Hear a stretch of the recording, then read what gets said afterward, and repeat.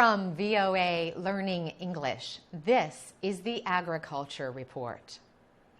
Soil conservation methods help farmers protect their land from the damage caused by farming and the forces of nature. One method of soil conservation is the use of windbreaks. Windbreaks are barriers formed by trees and other plants. Farmers plant these barriers around their fields. Windbreaks help prevent the loss of soil. They stop the wind from blowing soil away. They also keep the wind from damaging or destroying crops. Windbreaks can be highly valuable for protecting grain crops. For example, studies have been done on windbreaks in parts of West Africa. These studies found that grain harvests were as much as 20% higher in fields protected by windbreaks compared to fields without them. But here is something interesting about windbreaks. They seem to work best when they permit some wind to pass through the barrier of trees or plants around a field. If not, then the movement of air close to the ground will lift the soil. Then the soil will be blown away. For this reason, a windbreak works best if it contains only 60 to 80% of the trees and plants that would be needed to make it a solid line. An easy rule to remember is that windbreaks can protect areas up to 10 times the height of the tallest trees in the windbreak. There should be at least 2 lines in each windbreak. One line should be the large trees. The second line, right next to it, can be shorter trees or other plants with leaves. Locally grown trees and plants are considered the best choices for windbreaks. For VOA Learning English, I'm Carolyn Pursuti.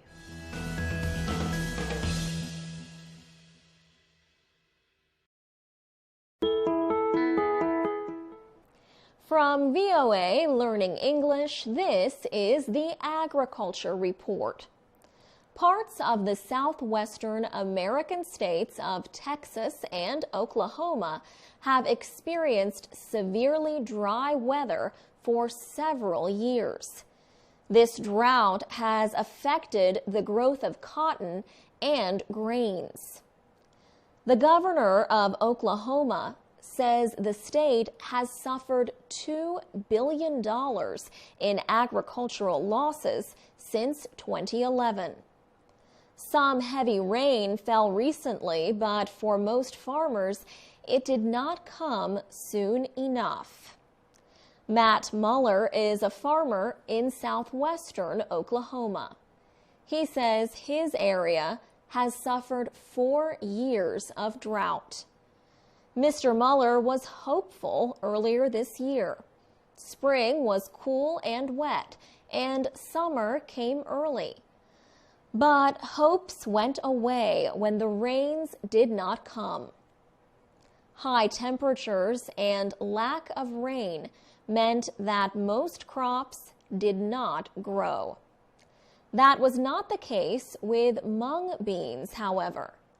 Mr. Muller says that crop did well because it can grow even when there is not much rain.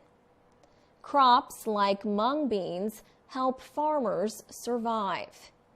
Irrigation can also help. Irrigation systems use water from underground when there is not enough rain.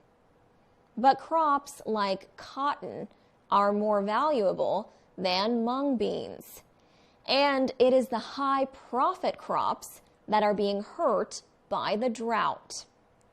Clint Abernathy is a cotton farmer. He says he did not grow as much cotton as he predicted in the past few years. Before the drought, he grew much bigger and more productive plants. He says insurance has helped provide money when his crops failed. But he notes insurance payments keep dropping, as do prices for his crops. He says what farmers really need is more water and better prices for what they grow. For VOA Learning English, I'm Alex Villarreal.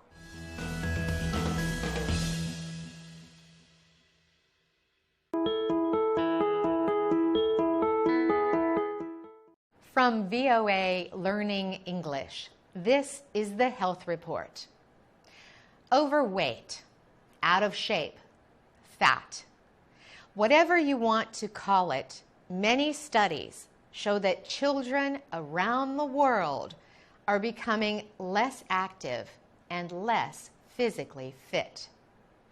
The result is an increase in obesity, the condition of being severely overweight. Obesity can result in diabetes and other diseases. Now, experts are investigating if fitness levels affect more than physical health. Could it also affect the test scores of students? A study from the U.S. Centers for Disease Control and Prevention shows that most American children are physically unfit. But children in other countries also face this problem. Health officials across the world are concerned about rising rates of obesity and type 2 diabetes in children as young as 8. This kind of diabetes is directly related to poor diet and lack of physical activity. A U.S. Institute of Medicine study shows that physical activity helps students with their studies. Harold Cole led the study. He is a professor of epidemiology at the University of Texas. He researches how diseases spread among populations. Mr. Cole says there is growing evidence that instances of physical activity help children's brains. He says active children learn and think faster and are more likely to reach their school goals than children who are not physically active. Charles Hillman is a health professor at the University of Illinois. He led a study on physical activity and learning. He said the study showed that kids who had physical activity often improved in school. He also says children learn best if physical activity is included before or during class. For VOA Learning English, I'm Carolyn Presutti.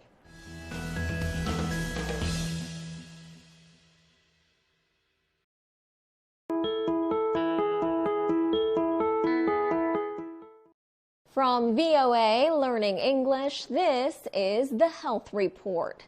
To prove that there is a celebration for just about everything, October 1st marked National Kale Day in the United States. So what is kale? The vegetable is in the same family as broccoli, cauliflower, and cabbage. For people in Russia, kale is kapusta. In Italy, it is called cavolo. Hindi speakers call it gobi. Or if you speak Japanese, the name is karu. Kale is a so-called superfood. This means it helps prevent disease and keeps people healthy. Kale is filled with powerful nutrients. It provides 1,000% of the U.S. daily advised amount for vitamin K. In other words, by eating kale, you more than meet the nutrition requirements set by United States health officials for vitamin K. Kale also has almost 100% of the daily suggested intake of both vitamin A and C. Kale also has folate, a B vitamin that is important for brain development, and it contains other essential vitamins and minerals. Kale is good for your heart and may help fight against some kinds of cancer. It also tastes great, even uncooked. Here is a trick. Rub or massage the kale leaves with olive oil and seasonings. The leaves will soften. After you massage your kale leaves, add a little olive oil and sweet balsamic vinegar as a dressing. Steaming is a good method for cooking kale. You can also cook it with a little oil, garlic, hot pepper, and salt. It is simple, healthy, and tasty. And you can mix kale with olive oil and bake it for 15 minutes until it gets light and airy. You also may want to blend kale into a thick drink called a smoothie. You will need a device called a blender for this, but the health benefits may be worth the purchase price. For VOA Learning English, I'm Alex Villarreal.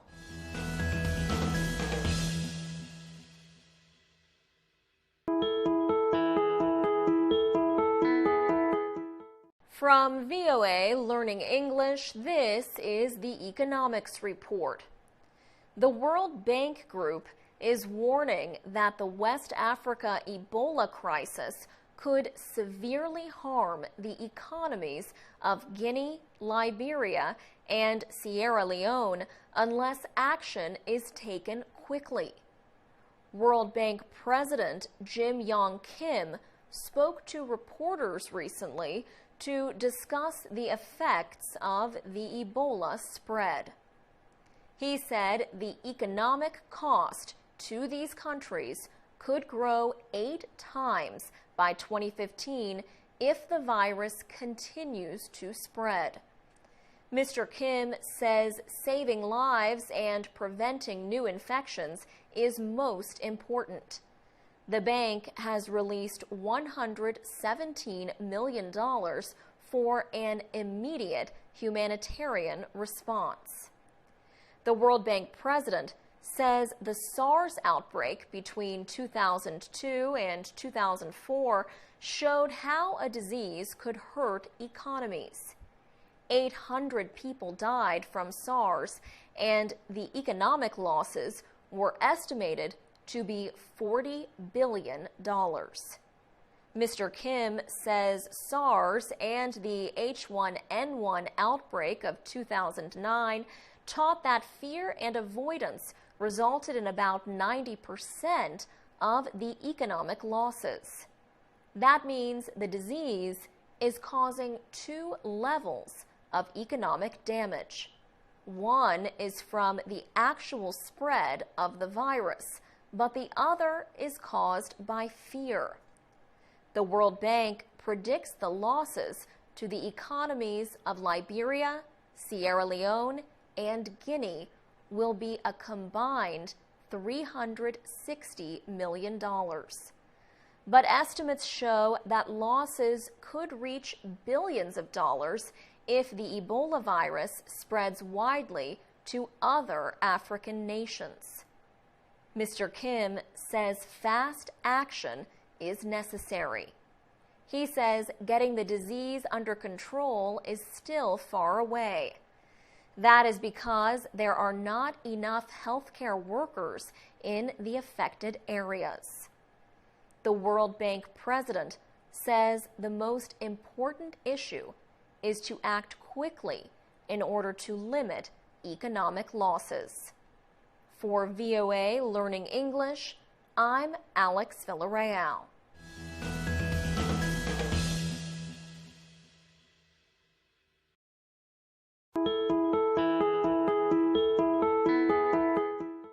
From VOA Learning English, this is the Technology Report. The Internet Governance Forum took place recently in Istanbul, Turkey. The United Nations provided support to the yearly conference. Delegates expressed concern about the growth of companies selling powerful Internet spy software.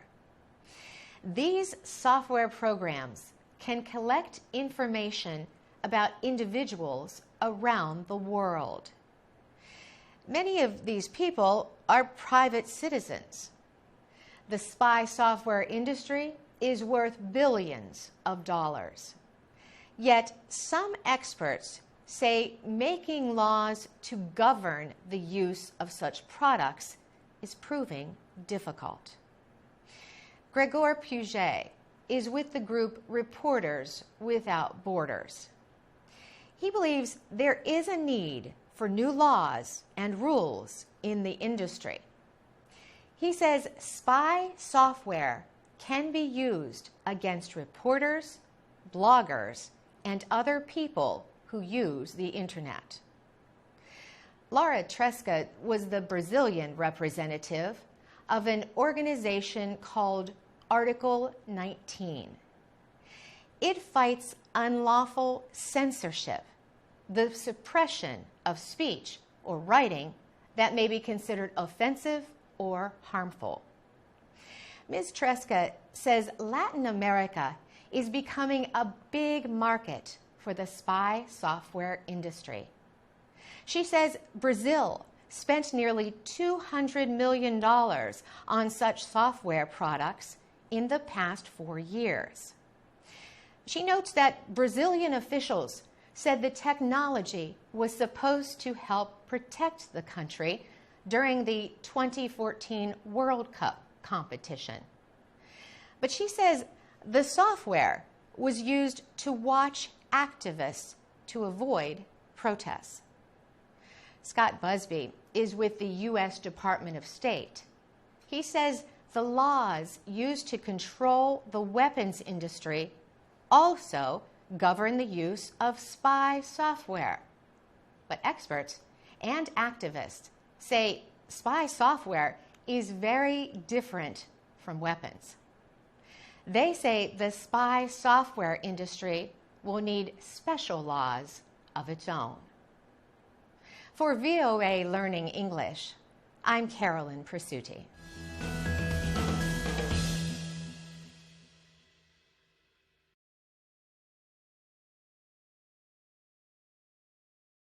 One of the fantastic things about the U.S. educational system is that you have many, many choices. But one of the flip sides of that is that those many, many choices mean that every school has their own set of requirements. So getting that jump start, making sure that you have enough time to gather all of the requirements from each different school is really going to set the whole tone for your application process. So in terms of being prepared, starting as early as possible is what I would recommend overall. I think that one of the things that's hard to adjust to with the American educational system is that on our applications we want you to be as individual as possible, which can be pretty time consuming. So making sure that you, for any of your essays, that you're using something that's original, something that you haven't used in other schoolwork, something that you're sending just to AU in terms of a writing supplement or an extra resume or something like that. Making it personalized for each school is something that I think is different for the U.S. and I think can be a stumbling block for some students. Some cultures have a hard time stepping into that and owning that role of, really talking about their accomplishments. And I think that can be not just a cultural thing, but just an effect of being, 17, 18 years old, not really having learned to own what are your strengths. So that is something that can be a challenge for any college applicant. From time to time, unfortunately, there's one or two every application season where they've forgotten to proofread effectively and caught those little mistakes, and they're little in terms of it was just one word, but it can make all the difference in your application. In terms of the essay, I think that it should be noted that we're not looking necessarily for something tragic or traumatic or just earth-shattering. Not every student has access to that story. Not every student has had something earth-shattering happen to them, and that's okay. I always encourage students to just speak from the heart and tell the story that they're familiar with, be reflective, think critically about their experiences that they have had, and connect that to an academic experience and what their goals are. So it's not so much about the content of the story, but really getting into the mechanics of the story. Grammatically, your vocabulary has to be strong, and it has to be a fluid writing, but also just communicating whatever story you have effectively.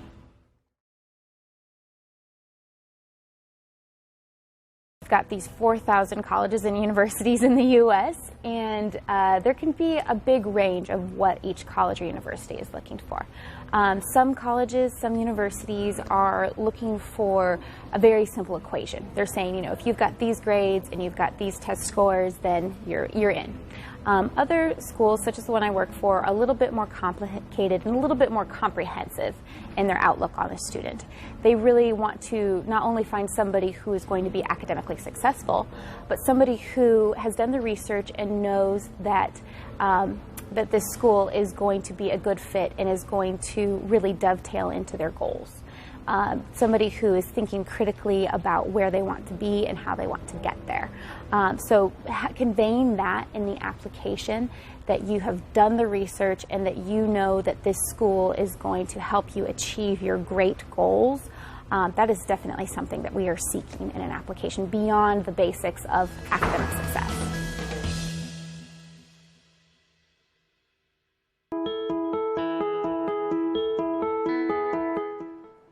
From VOA Learning English, this is the Economics Report. The Commerce Department says the U.S. economy expanded at its fastest rate in more than 2 years. From April through June, the economy grew at a rate of 4.6%. That is good news. During the first 3 months of the year, the country's economy shrank by more than 2%. Some economists say the second quarter growth is a sign that the U.S. economy is finally improving. Others are not so sure. A severe winter is blamed for hurting businesses and keeping Americans away from shopping centers early in the year. The sharp increase in economic activity from April to June was welcome. But financial expert Greg McBride of Bankrate.com says it is only 3 months of growth. He spoke with VOA on Skype. Investors on Wall Street, however, have had confidence in the economy. The recent growth numbers pushed stock prices higher. The S&P 500 index, an important stock market measure, reached close to 2,000 points in recent weeks. Since then, stock prices have been up and down. David Stockton is an expert with the Peterson Institute for International Economics. He says economic conditions are improving as businesses increase investment spending. The Bureau of Economic Analysis, or BEA, said business spending and exports caused the increase in growth. That also could help the job market. The national unemployment rate is currently 5.9%. Yet wages have remained mostly unchanged, although there has been some job growth in the past year. For VOA Learning English, I'm Carolyn Prasuti.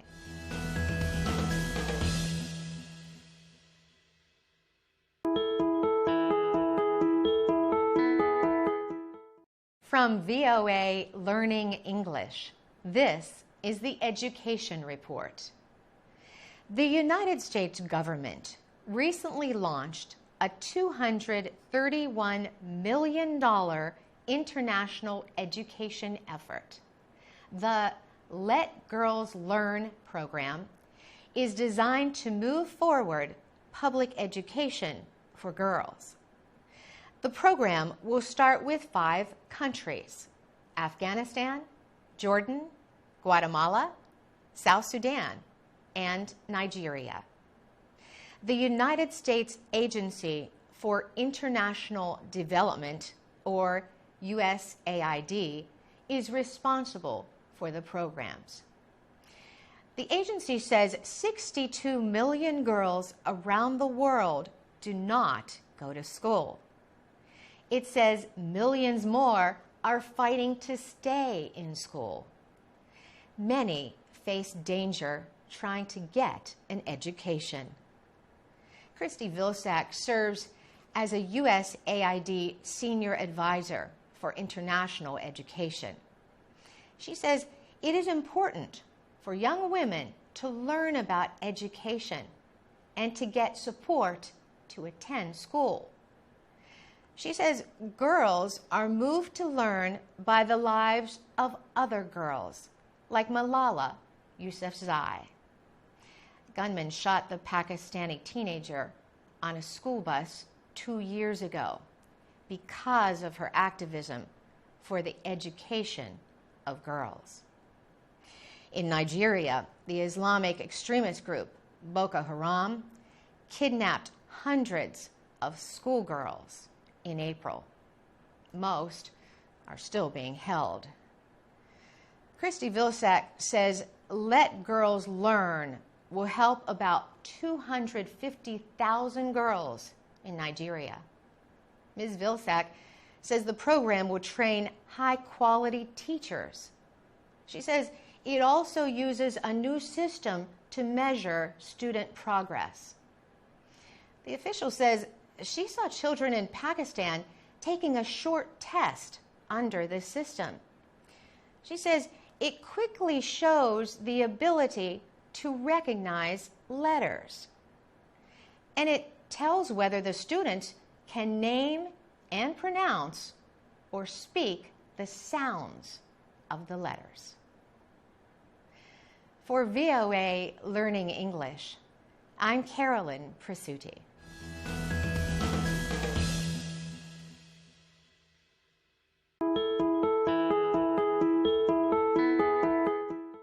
From VOA Learning English, this is the Technology Report.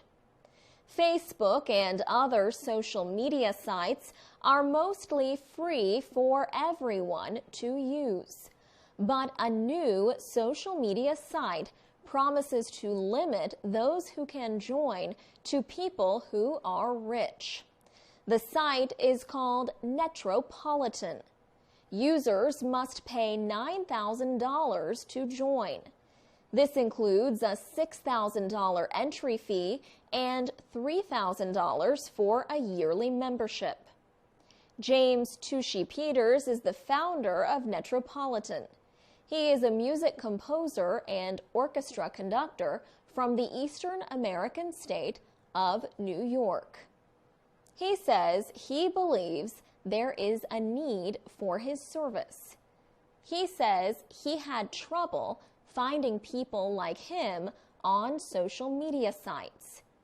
He says Metropolitan is a place where rich people can talk about what he calls the finer things in life.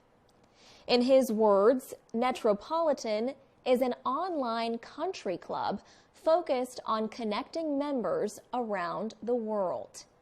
He says it is for people with more money than time. Unlike Facebook, everything on Metropolitan is private. The site is not included or indexed by search engines like Google or Bing. Non-members can only see the login screen when they visit the site. Information to and from the site is protected or encrypted. This gives members even more privacy. Metropolitan does not have any advertising. It will employ observers to prevent bad behavior. Members must be over 21 years of age. They also must use their real names and addresses to register. Once registered, members can create groups and join discussions on the site.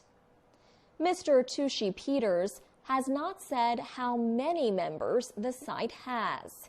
He has also promised never to release the identity of members to protect their privacy. For VOA Learning English, I'm Alex Villarreal.